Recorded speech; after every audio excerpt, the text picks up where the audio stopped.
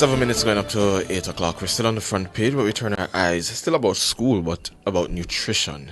The Jamaica Youth Advocacy Network, JYAN, is renewing its call for the implementation of a national school nutrition policy. In May 2022, Cabinet approved the school nutrition policy, which is in its green paper stage. The green paper document was placed online for public review and comments. Since then, there have been numerous public consultations with school principals, vendors and concessionaires, parents, students. They have been given details of the policy and the change to air their concerns. JYAN says 2 years later, there is still no timeline for finalization and implementation of the policy. Shanielle Allen, the Policy and Advocacy Coordinator at JYAN, joins us now. Good morning, Shanielle. Hi, good morning. Thank you for having me. Thank you so much for joining us. Well, talk to me. What's the latest update on the green paper that JYAN has received? All right, thank you. Well, I wish I could tell you. I wish I could come on here and tell you what the latest is and when we get the policy, but we have not heard anything in 2 years. So after the consultation processes that you spoke to earlier, so the consultation with young people, over 600 students, was in September 2022. After those consultations closed in 2022, we have heard nothing about the policy. We're not sure what's going on. We've heard nothing from the minister. And here we are at the start of another school year, and we still don't have the policy. So there have been no updates. We've been advocating for it. We've been calling. We've been writing. We've been meeting with the ministers. We are meeting with the Minister of State very soon.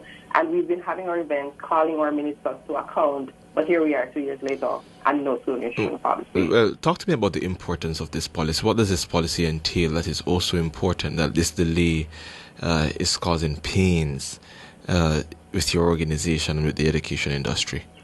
Right. So the school nutrition policy regulates the school food environment. So the statistics are showing us that there's an increase in childhood obesity, with 30,000 Jamaican children having high blood pressure, and the obesity rates have doubled over the past decade, doubled in boys and increased by 50% in our girls. And so there is a sort of crisis leading to NCDs among our children because of the eating patterns, right?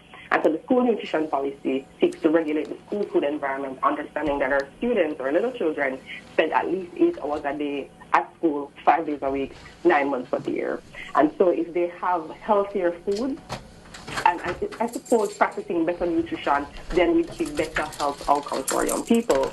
And what's interesting, too, is the school nutrition policy isn't just about what they eat, but there's also mandated physical activity, because we're seeing where our children are sedentary and not having enough physical activity, leading to the health outcomes I've spoken about earlier. So the school nutrition policy is trying to change all of that for better outcomes for our children. I see. 2 years later, no implementation, no outline, none of that whatsoever. It's been it would not have been to a joint select committee as yet either.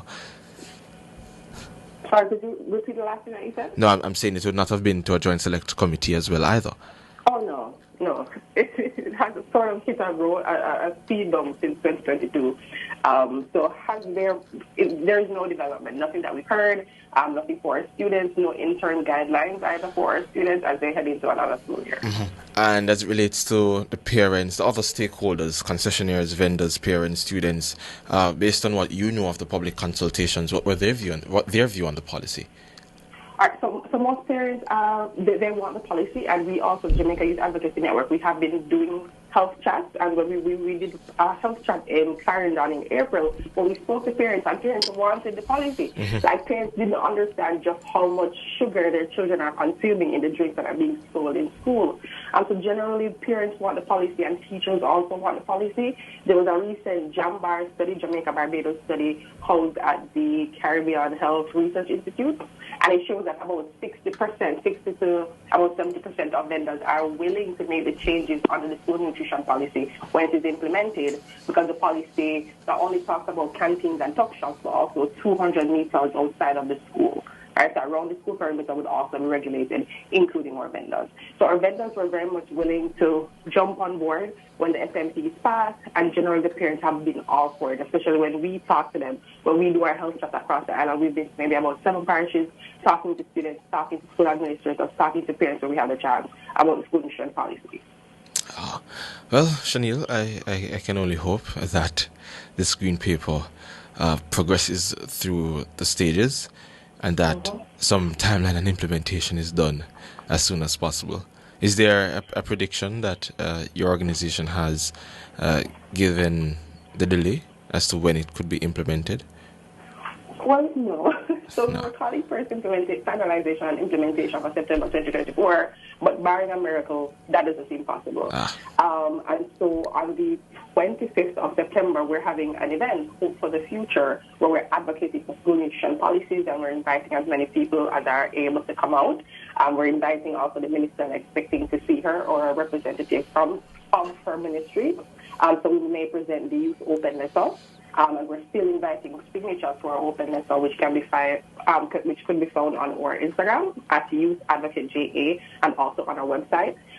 So far, we've had quite a bit of signatures, but we're looking for people to sign to essentially have the minister and ministries responsible know that we need this and Jamaicans are calling for it. So we're still inviting persons to sign our open letter and also to our Hope for the Future event on the 25th of September. Very well. Shanielle Allen is JYAN's Policy and Advocacy Coordinator. Thank you so much for joining us. Yes, thank you for having me. Good. Up next, across Jamaica.